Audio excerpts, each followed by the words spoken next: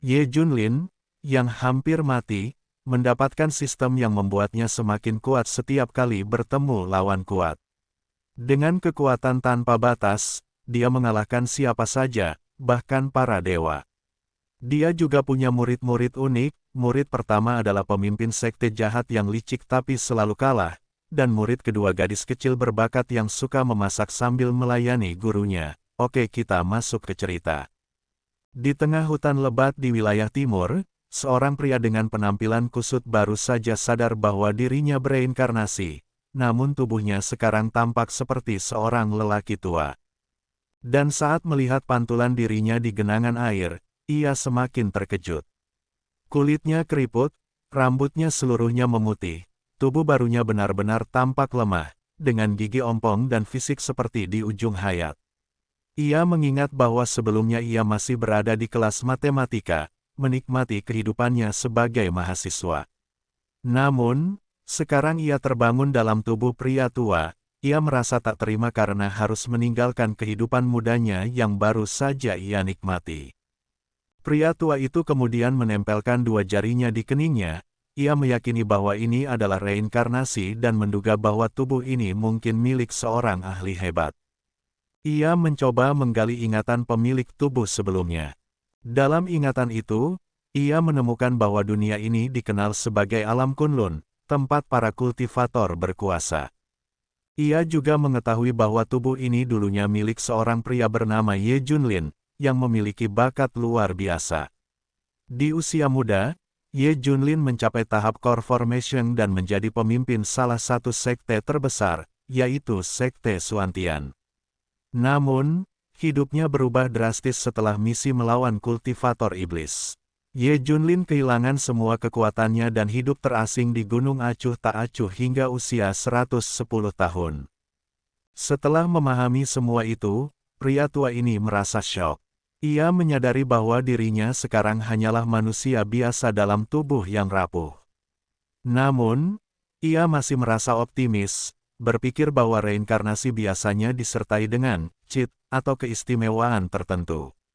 Dengan penuh harapan, ia mencoba memanggil sistem seperti yang sering ia baca dalam novel-novel reinkarnasi.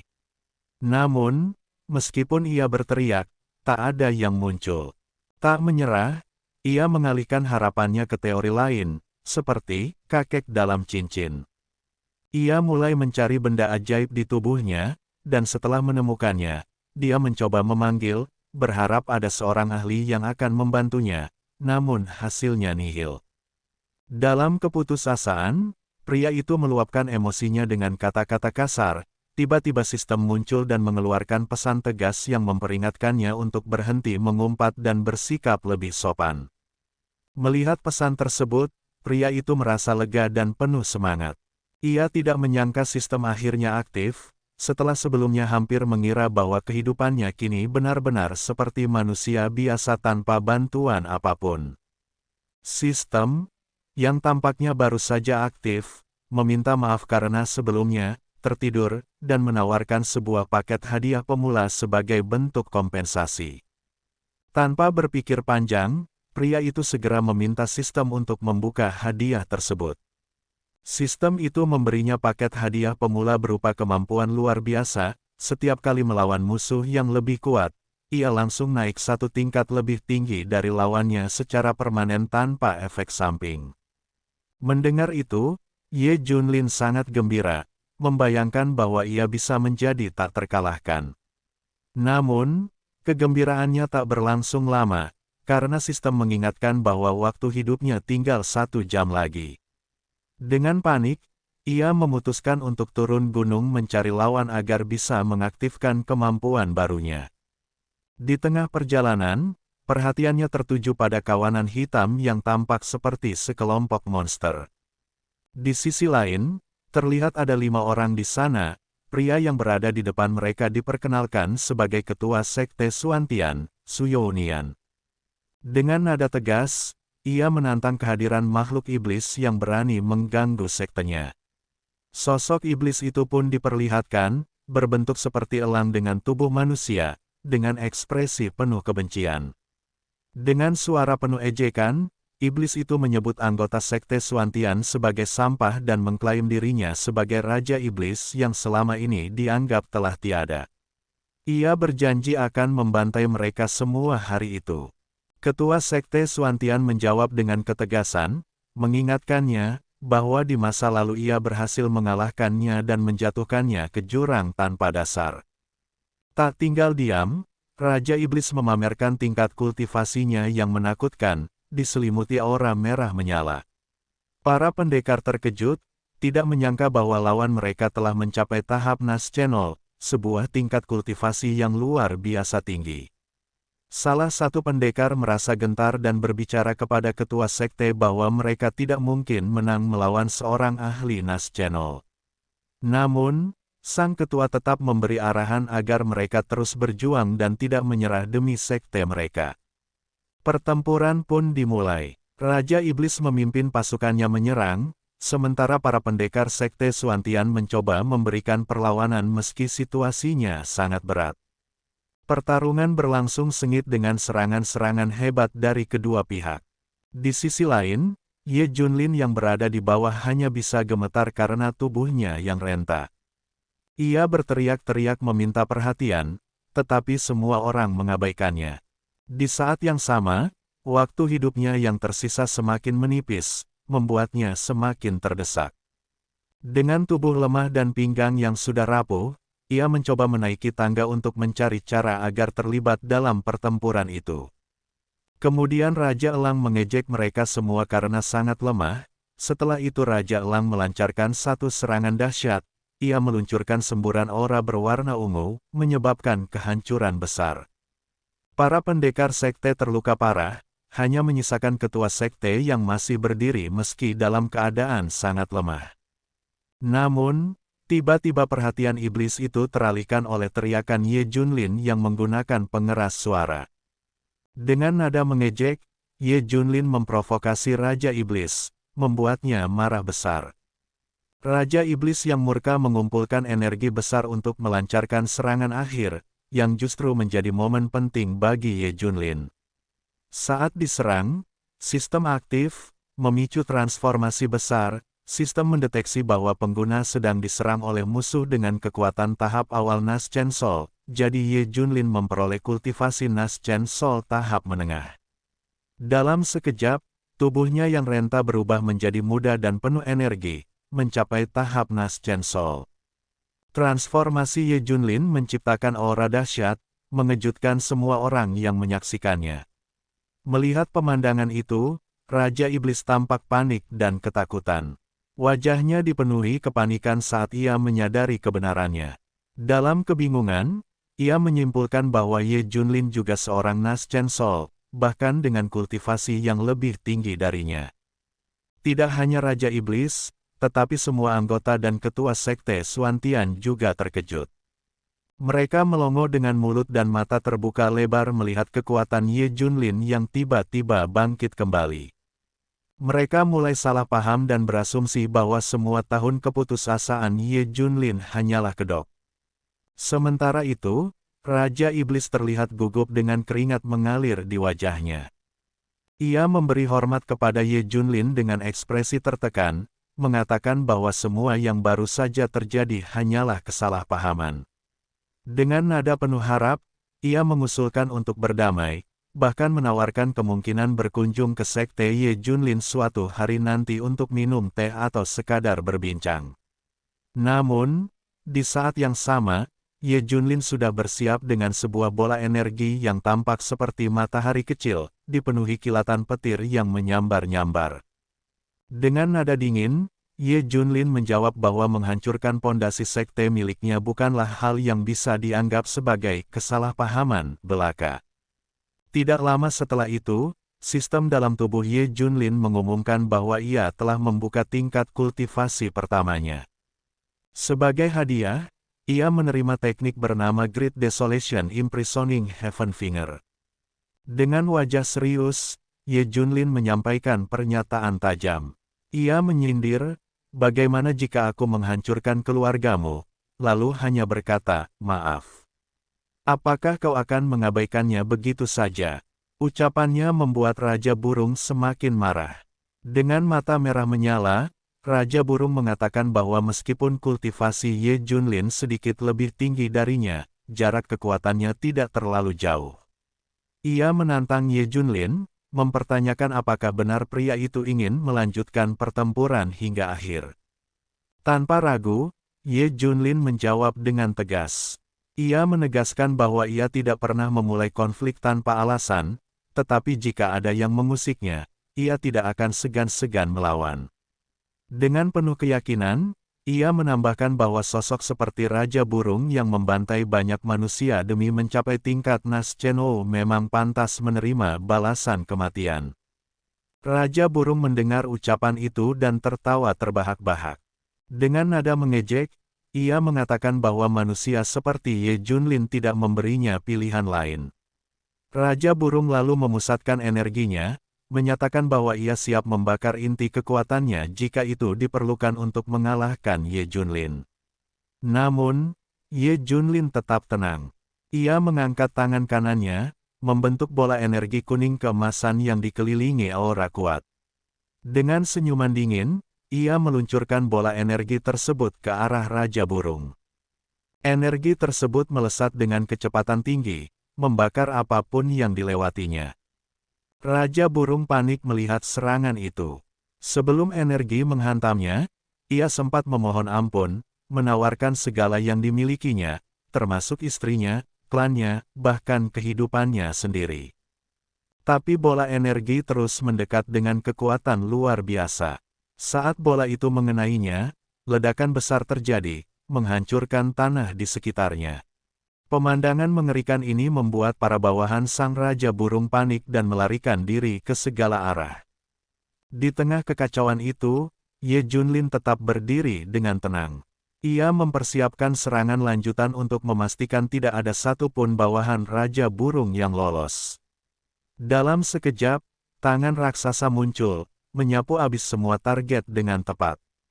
Setelah semua selesai, Ye Junlin berjalan menghampiri anggota Sekte Xuantian. Ia berkata bahwa burung aneh yang selama ini menjadi ancaman bagi sekte mereka telah dihancurkan.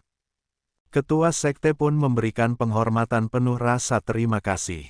Ia mengungkapkan kekagumannya terhadap kekuatan Ye Junlin yang luar biasa, terutama karena sebelumnya ia mengira kultivasi Ye Junlin telah lumpuh, tapi tiba-tiba terdengar teriakan dari kejauhan. Seorang pria datang terburu-buru, membawa rekannya yang terluka parah. Dengan nada cemas, ia melapor kepada ketua sekte bahwa sekte Wind Thunder telah menyerang tambang roh mereka dan merebut urat nadi roh yang menjadi sumber kekuatan sekte. Ketua sekte yang mendengar kabar itu menjadi sangat marah. Ia mengutuk tindakan para penyerang, menyebut mereka cukup berani untuk melakukan tindakan seperti itu.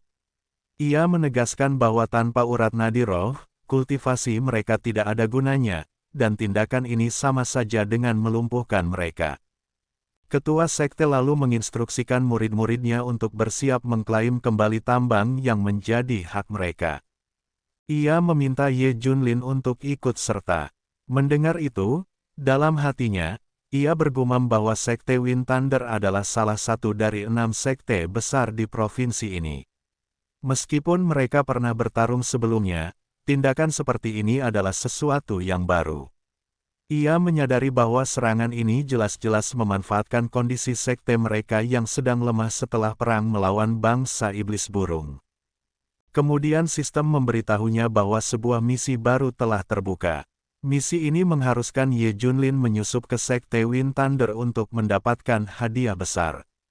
Mendengar ini, pikiran Ye Junlin sempat terkejut, tetapi ia segera tenang dan berpikir, saatnya memberikan mereka kunjungan kecil. Setelah itu, Ye Junlin menyuruh mereka untuk menangani urusan mereka sendiri. Ia menyatakan akan langsung menuju sekte Wind Thunder untuk menghabisi mereka sepenuhnya. Ketua sekte akhirnya tersenyum kecil sambil mengacungkan jempol, kagum pada keberanian dan tekad adik juniornya. Tanpa menunggu lebih lama, Ye Junlin melesat terbang dengan kecepatan luar biasa, meninggalkan mereka semua. Kemudian berpindah di sekte Wind Thunder. Beberapa anggota sekte tampak sedang berbincang santai.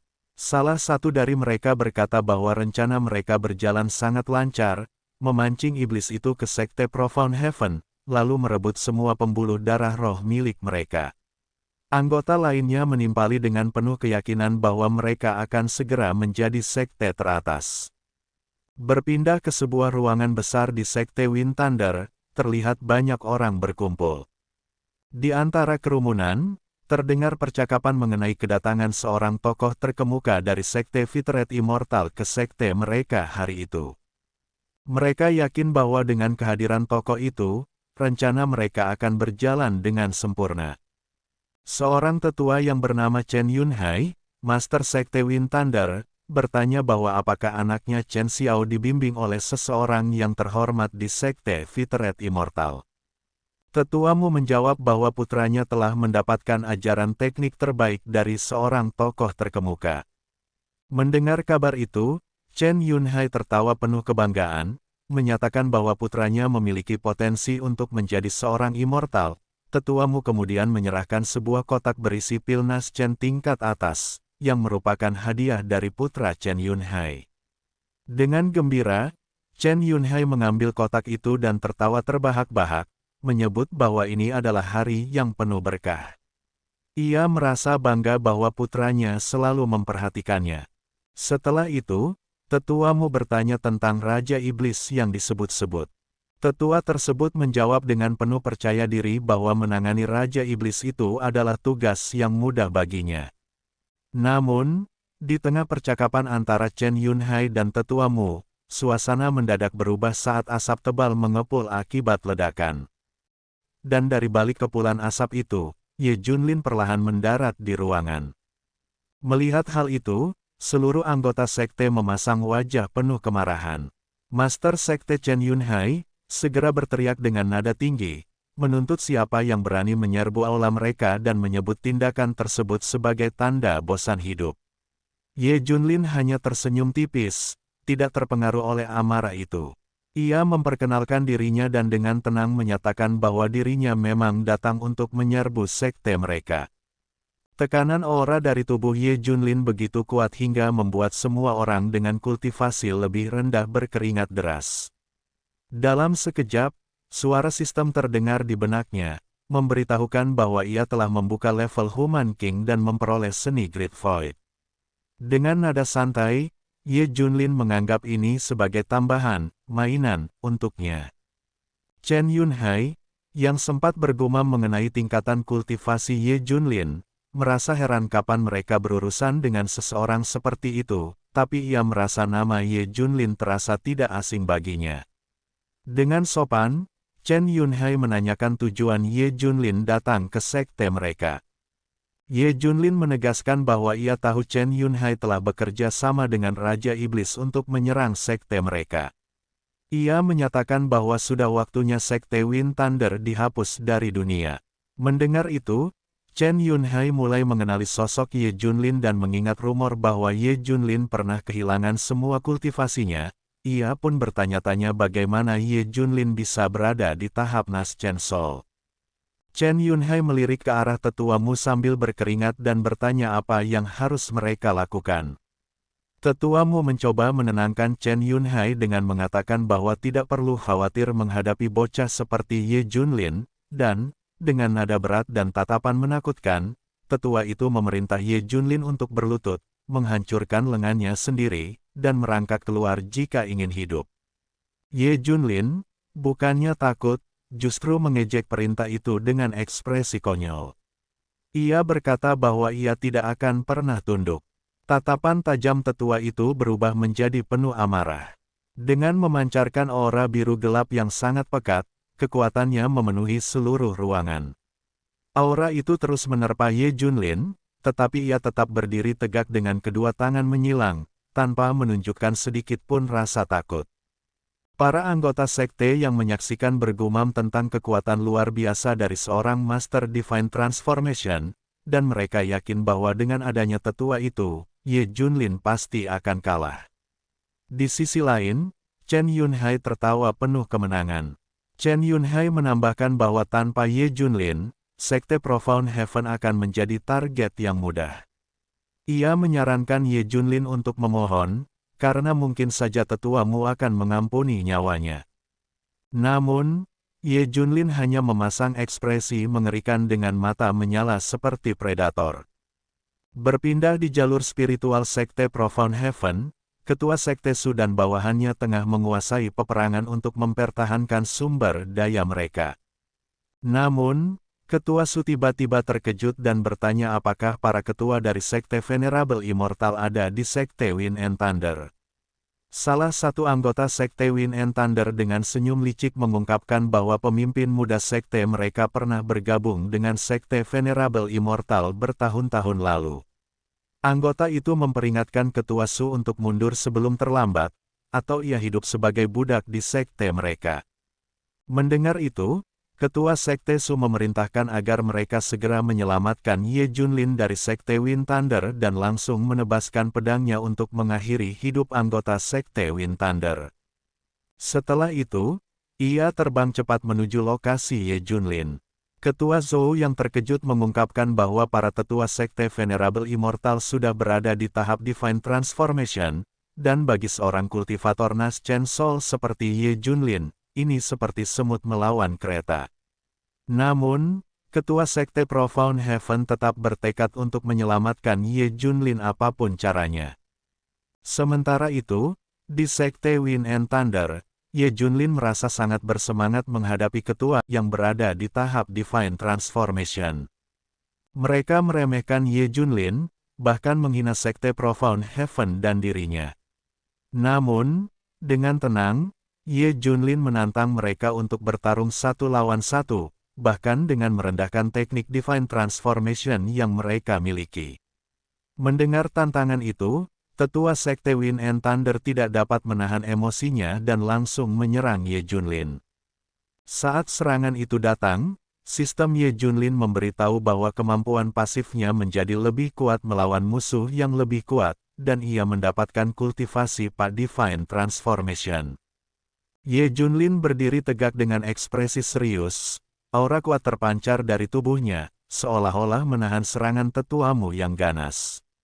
Serangan tersebut tidak dapat menyentuhnya sama sekali. Tetuamu dan Ketua Sekte Wind and Thunder pun terkejut melihat kemampuan Ye Junlin yang luar biasa, meragukan bahwa Sekte Profound Heaven dapat memiliki kultivator sekuat itu. Ketua Chen Yun yang cemas bertanya pada tetuamu tentang apa yang harus mereka lakukan, dan tetuamu menenangkannya dengan percaya diri, menyatakan bahwa tekniknya jauh lebih kuat dari yang bisa dibayangkan Ye Junlin. Ia lalu mengeluarkan aura ungu gelap yang sangat besar, memfokuskan tekniknya, dan mengubah aura tersebut menjadi tentakel besar yang menyerupai tangan raksasa. Serangan itu langsung menuju ke arah Ye Junlin. Tetuamu menyatakan bahwa mati di tangan seorang kultivator dari sekte besar seperti dirinya adalah kehormatan bagi seseorang dari sekte kecil seperti Sekte Profound Heaven. Ye Junlin sedang bersiap dengan tekniknya, menciptakan rasengan kecil berwarna kuning keemasan di ujung jarinya. Dengan semangat dan ekspresi serius, ia menyebutkan, Human King Seal.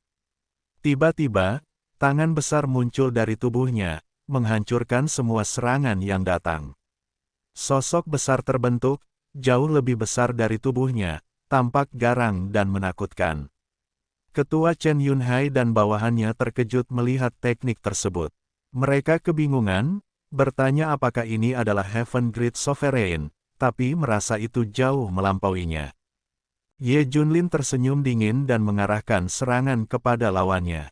Sebuah segel terang muncul di langit, disusul dengan tangan besar yang meraih targetnya, diiringi kilatan petir, dan teknik, The Human King Reign Supreme, akan segera menghantam tetuamu. Tetuama berusaha melawan, namun tak mampu menahan kekuatan besar itu, berteriak ketakutan. Dengan keringat dingin di wajahnya, tetuama memohon untuk diselamatkan, menyebutkan nama sekte mereka dan meminta belas kasihan. Ye Junlin merespons dengan sinis, mengungkapkan bahwa ia tidak pernah memprovokasi, tapi siap menghancurkan siapapun yang menantangnya. Tetuama kemudian mengancam bahwa jika dia mati, sektenya akan punah. Namun, Ye Junlin semakin marah dan tanpa ampun menghujamkan tangan besar ke tubuh tetua Ma, mengakhiri hidupnya. Ketua sekte, yang semakin panik, bersujud dan mengaku bahwa mereka bersedia tunduk dan melayani Ye Junlin. Semua bawahannya juga ikut bersujud. Namun, Ye Junlin dengan dingin meremehkan mereka, bertanya apakah mereka merasa pantas menjadi pengikutnya. Ketua Chen Yunhai mencoba menakut-nakuti dengan menyebutkan anaknya yang memiliki kemampuan luar biasa dan takdir untuk menjadi immortal, memperingatkan Ye Junlin agar tidak mengundang bencana. Sebaliknya, Ye Junlin semakin mengintimidasi mereka, menyatakan bahwa jika ada yang memprovokasi, dia akan menghancurkan mereka. Sekte Wind Thunder, yang pertama kali menginjakkan kaki di Sekte Profound Heaven, akan punah pada hari itu juga. Aura besar Susanoo miliknya langsung menghancurkan seluruh anggota Sekte Wind Thunder dan bangunan mereka. Setelah menghancurkan Sekte Wind Thunder, Ye Junlin dengan santai berkata bahwa dia menunggu anak dari ketua sekte yang konon immortal itu untuk datang menjadi bahan XP-nya. Tiba-tiba, sejumlah orang datang mendekat, termasuk Suyounian yang memuji keberanian Ye Junlin. Ye Junlin menjawab dengan santai, mengungkapkan bahwa dia sudah selesai dengan Sekte Wind Thunder. Ketua Su lalu menarik Ye Junlin, memperingatkannya bahwa seorang tetua dari Sekte Fitret Immortal akan datang, dan mereka harus segera pergi. Namun, Ye Junlin menjawab dengan santai bahwa dia sudah mengurus tetua tersebut, membuat semua orang terkejut karena dia berhasil mengalahkan seorang kultivator Divine Transformation. Ketua Su dan Ketua Zhou di sampingnya terkejut dengan kekuatan Ye Junlin, yang bahkan bisa mengalahkan seorang kultivator tingkat tinggi. Ye Junlin dengan santai mengungkapkan bahwa dia juga berada di tahap Divine Transformation, dan mengajak Ketua Su untuk merampok Sekte Wind Thunder untuk sumber daya mereka. Tiba-tiba, Ketua Zhou mengungkapkan bahwa dia menemukan Naschen Soul Pill yang berasal dari Sekte Fitret Immortal. Ye Junlin memberikan sebuah pil Yuan Ying kepada pemimpin sekte, dengan harapan pemimpin itu bisa segera mencapai terobosan ke tingkat Yuan Ying, sehingga Suantian Sek bisa menjadi lebih kuat. Mendengar itu, Tetua Su dengan tulus berterima kasih atas kebaikan Ye Junlin. Tak lama, sistem memberitahu bahwa ada calon murid potensial di dekat mereka, seorang master sekte peringkat True Immortal, dan Ye Junlin sangat tertarik untuk merekrutnya. Dalam hatinya, ia merasa misi ini bisa memberinya kesempatan untuk naik ke keabadian dan menguasai lebih banyak wilayah, termasuk Provinsi Qing.